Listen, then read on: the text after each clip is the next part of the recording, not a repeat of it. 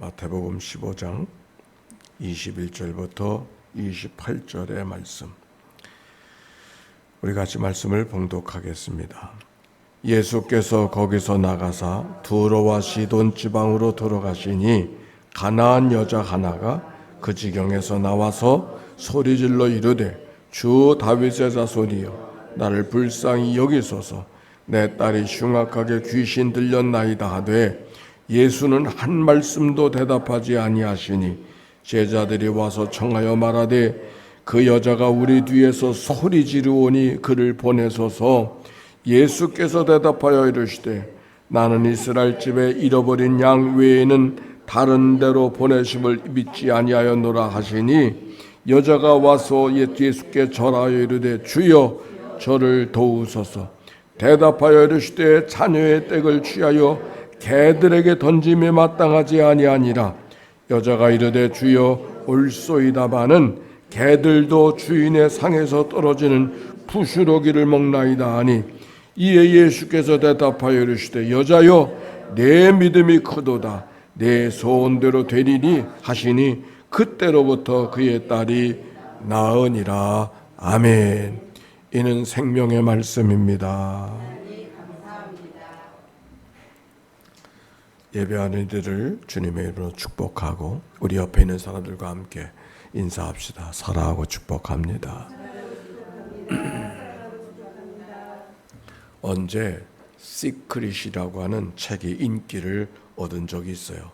뭔가 간절히 원하면 이루어진다라고 하는 그런 내용의 이야기입니다.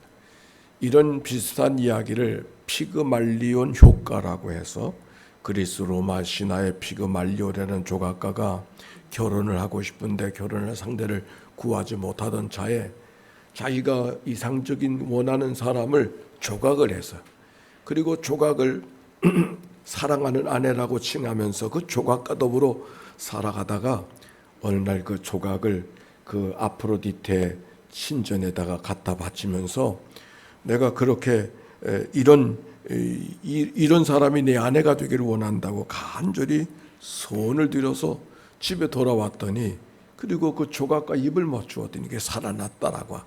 그래서 결혼해서 평생을 살았던 로마 그리스의 신화가 있어서 피그말리온 효과라고 말합니다.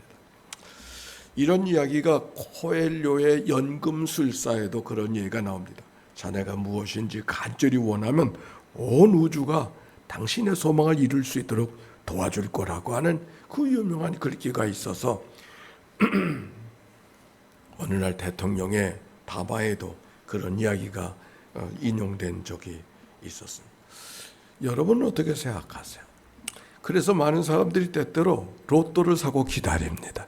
간절히 원하면 이루어진다고 했으니까 이 로또가 언제 맞을까 하는 생각을 가지고 오늘 성경에 그런 이야기가 등장하고 있어요. 예수님과 가나안 여인이 만나는 이야기입니다. 예수님이 두로와 시돈을 방문했었을 때 이야기인데, 두로와 시돈은 이방 땅을 말하고 있는 것이고, 지금의 레바논에 해당하는, 역사적으로 보면 페니키아 문명의 발상지가 두로와 시돈이었는데, 거기에 한 여인이 자기 딸의 문제를 갖고 예수님께 간절히 소원을 구하는 이야기가 오늘 성경에 기록이 되어져 있어요. 우리 딸이 흉악한 귀신에 들려서 고생하고 있으니 우리 딸을 좀 고쳐달라고 하는 그런 이야기가 여인의 청이었었습니다. 그런데 그 여인을 대하는 예수님의 모습을 보세요. 우리가 생각하는 예수님이 아닙니까? 예수님의 모습은 늘 자비롭고 긍휼이 많으시고 백성들을 불쌍히 여기시고 찾아오는 이들을 외면하지 아니하셨던 분이 예수님이신데, 여기 예수님은 그런 모습이 아니고 어쩌면 그렇게 매정할 수가 없는 거예요. 그러나 여인은 물러서지 않아요. 그래도 간절히 청을 하는 이야기가 오늘 이 여인의 모습이에요. 간절히 원한다고 하면 이 여인보다 간절히 원하는 사람이 더 없을 것 같습니다. 결국 예수님이 여인을 칭찬해 주는 이야기가 오늘 성경에 기록이 되어져 있어요. 그런데 오늘 이 말씀 속에 예수님이 칭찬하시는 것이 무엇을 칭찬하고 계시는가? 여인의 믿음이 크도다고 했는데, 정말 그가 칭찬받을 만한 믿음이라고 하는 것이 과연 어떤 것인가 하는 것을 오늘 같이 나누려고 합니다. 오늘 성경에 보면 여인의 소원은 참 대단했습니다. 오늘 말씀에 보면 여인에 대하여 예수님이 어떻게 반응하십니까? 내 딸이 흉악한 귀신이 들렸다고 도와달라고 청하고 있었을 때 예수님의 반응은 23절에 기록되어져 있어요. 한번 읽어봅시다. 시작.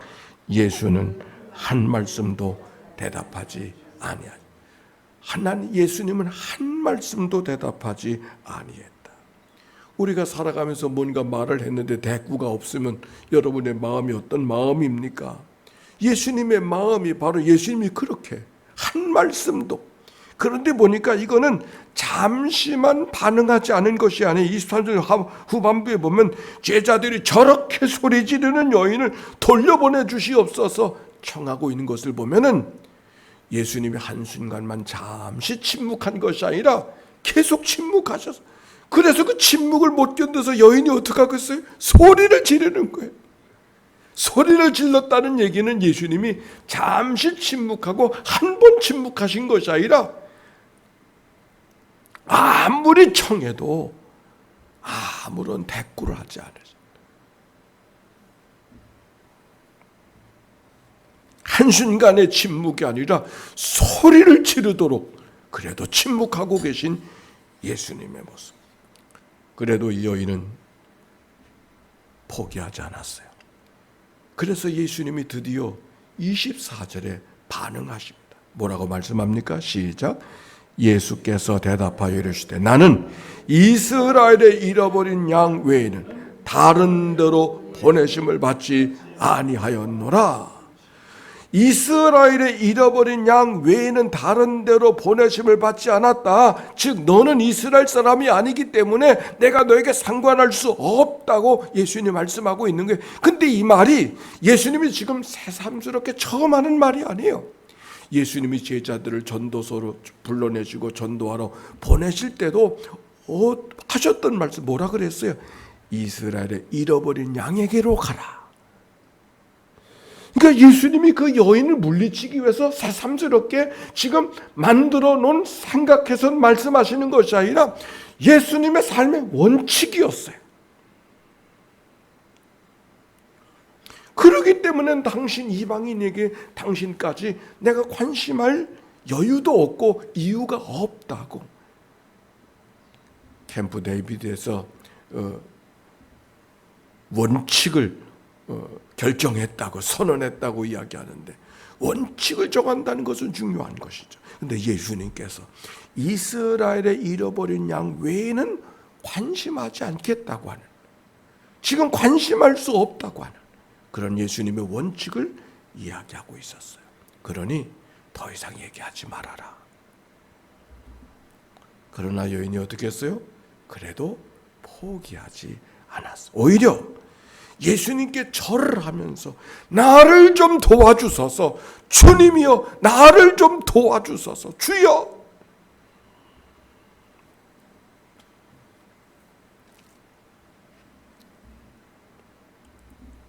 (26절의) 말씀은 그런 여인에 대해서 예수님이 결정적인 말씀을 말하고 있어요. 26절 시작. 대답하여 이르시되 자녀의 떡을 취하여 개들에게 던짐이 마땅하지 아니하니라. 세상에 이런 말씀이 어디 있어요? 당신의 삶의 원칙이 맞지 않으면, 그래 자비를 베풀 수 없다면 미안해서라도 정중하게 말해야지. 그렇지 않습니까? 적어도 예수님이라면 미안해서라도 정중하게 말해야지. 내 삶의 원칙이 그러하기 때문에 내가 마음을 쓰고 싶어도 마음을 쓸 수 없다고 양해를 구해야지. 오히려 더 심하게, 마치 이 말씀을 묵상할 때 요즘에 흉악범들이 이 주먹으로 사람을 때릴 때 주먹으로 때리지 않고 너클을 써가지고 때린 그런 얘기가 뉴스에 나오면서 너클을 보여주더라고. 나도 처음 봤어요. 너클. 주먹에다가 이렇게 해가지고 그 너클로 공격할 때는 사람을 혼내주려는 것이 아니라 죽이려고. 그래서 그런 사형의 살인의 도구가 된다고. 예수님이 지금 하신 말씀이 바로 그런 거예요. 여기 여인을 개로 취급하고 있다는 얘기는 전혀 사람으로 상대하지 않는, 이거는 완전히 시비를 끝내자고 하는 이야기. 이제 그만하자, 너는 얘기할 것도 없다 하는 것 아닙니까? 그러나 여인은 그래도 포기하지 않았어요. 원 세상에 어찌 이런 여인이 있을까? 어떤 경우도 포기하지 않은 여인. 간절함을 이야기하면 이보다 더 큰 간절함이 있었을까? 그래서 이제 예수님이 그 여인을 칭찬하셨어요. 그리고 내 소원대로 될 것이라 말씀했어요. 자, 이게 오늘 성경에 있는 이야기예요. 그런데 이 성경은 우리에게 많은 오해를 갖게, 내 믿음이 커도다, 믿음이 바로 그렇게 간절히 원하기만 하면 되는 것이 믿음인가라고 하는 생각을 갖게 만드는 것이죠. 오늘 성경을 다시 한번 보시기 바랍니다.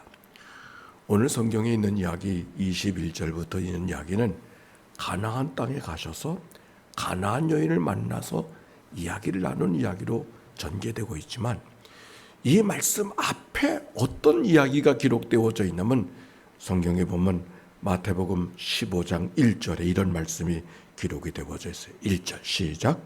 그때 바리새인과 서기관들이 예루살렘으로부터 예수께 나와 이르되. 그때 언제예요? 15장이 그때부터 시작하고 있어요. 그때가 언제예요?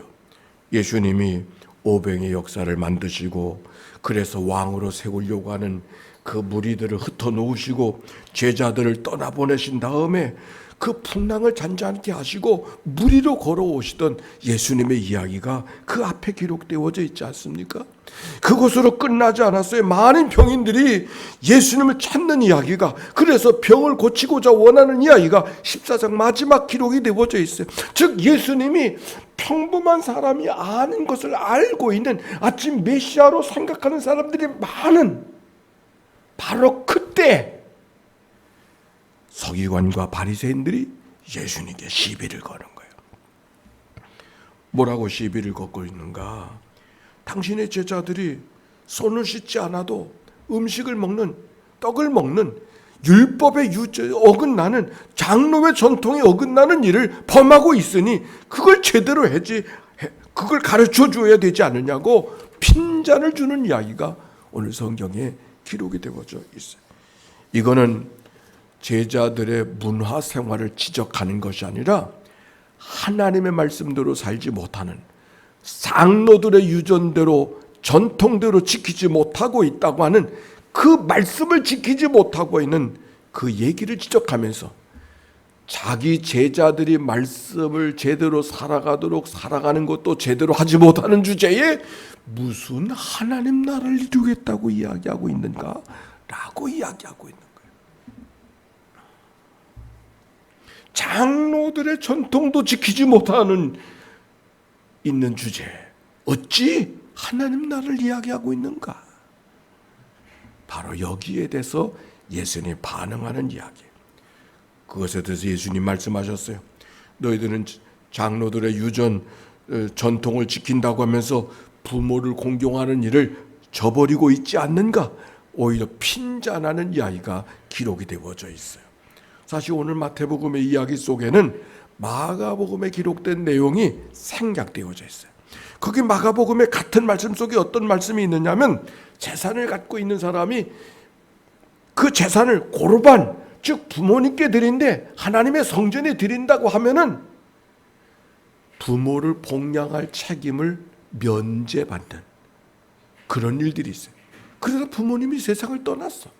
그러면 그것이 고르반 취소, 그리고서 자기 재산을 취하는 이런 일들이 많이 있었던, 즉 고르반이라는 장로들의 여준 유대인들의 전통을 빗대어서 마땅히 해야 될 일을 하지 않는 그런 잘못된 일을 범하고 있었던 일들을 이야기하면서, 너희들이 그렇게 부모에 대한 공경, 부모님을 잘 섬기라는 책임은 지지 않으려고 하면서도 오히려 그것을 악용해서 부모 공경을 하지 않는 엉뚱한 그들의 일들을 지적하는 이야기가 그 앞에 기록이 되어졌어요. 그러면서 맹인은 맹인으로 인도하는 것과 다름이 없다고 이야기하면서 너희들이 무엇을 지키고 무엇을 수고하고 무엇을 애를 써서 하나님의 의를 이룬다고 하지만 하나님의 의는 인간의 힘으로 이룰 수 있는 것이 아니라는 이야기가 그 앞에 기록이 되어져 있어요. 그리고 그들을 떠나 가나안 땅에 저 두로와 시돈 가나안 여인을 만나고 있는 것이죠.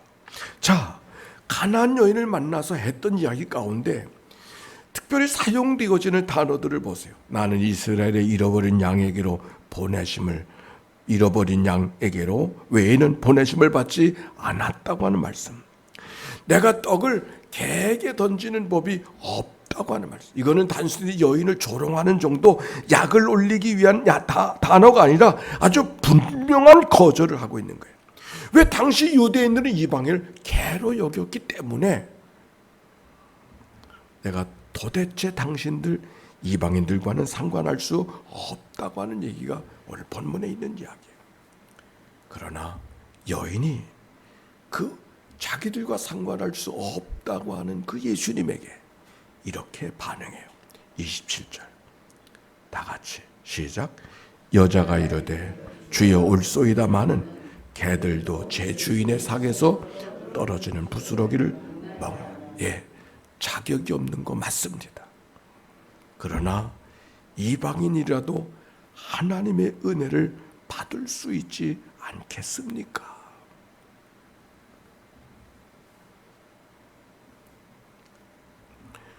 내가 하나님의 은혜를 받을 수 없는, 당신 앞에 설 수 없는 죄인인 것은 인정합니다. 그렇기 때문에 당신에게 구하고 있는 것이 아닙니까? 내 힘으로 하나님의 의를 이룰 수 없다는 것이 맞습니다. 그렇기 때문에 당신께 구하는 겁니다.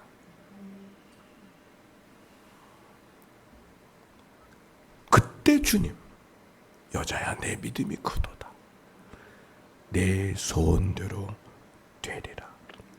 나의 나된 모습으로는 도저히 설 수 없지만, 받을 수 없지만, 그럼에도 불구하고 문제 해결은 당신의 손 안에 있으니 은혜 주시는 분이 하나님이시니 당신께 구하는 것입니다. 내가 할 수 있는 것이 요만큼이기 때문에 나머지를 채워달라고 이야기하는 것이 아니라 내가 이만큼 간절히 구하고 있기 때문에 당신이 내 구하는 것을 들어주셔야 되지 않겠느냐고 묻는 것이 아니라, 그렇습니다. 내가 할 수 있는 것이 아무것도 없습니다. 그렇기 때문에 당신께 구하는 겁니다. 오늘 성경은 그것을 믿음이라고 이야기하는 거예요.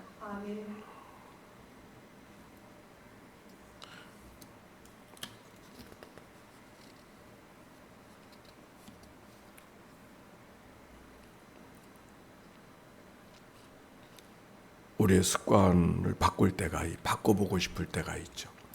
우리의 습관을 바꾼다는 일이 쉽지가 않아요. 더군다나 중독이 되어져 있을 때는 더 어렵습니다. 술 중독자를 치료하는 단계가 12단계가 있는데 그 첫 번째 단계가 뭔지 아세요? 첫 번째 단계는 이 술 중독의 문제를 내가 해결할 수 없다는 것을 인정하고 이 문제를 치료하는 권한을 넘겨주는 거예요. 내가 노력해서 되는 것이 아니라고 하는 것을 인정하고 치료하는 권한을 넘겨주는 거예요. 그게 첫 번째예요. 믿음의 단계도 똑같습니다. 우리가 믿음 생활은 마치 수영하는 것 같다 그랬어요. 수영은 물에다가 자기를 온전히 맡기고 넘길 때만 비로소 물에서 뜨는 것을 경험하고 수영할 수 있는 것처럼 오늘 여인의 믿음, 애를 썼기 때문에 간절히 구했기 때문이 아니라 내가 할 수 있는 것이 아무것도 없지만 나는 개와 같이 하나님의 은혜에서는 밖에 있는 존재지만 그렇기 때문에 하나님의 은혜 당신께 구하는 겁니다.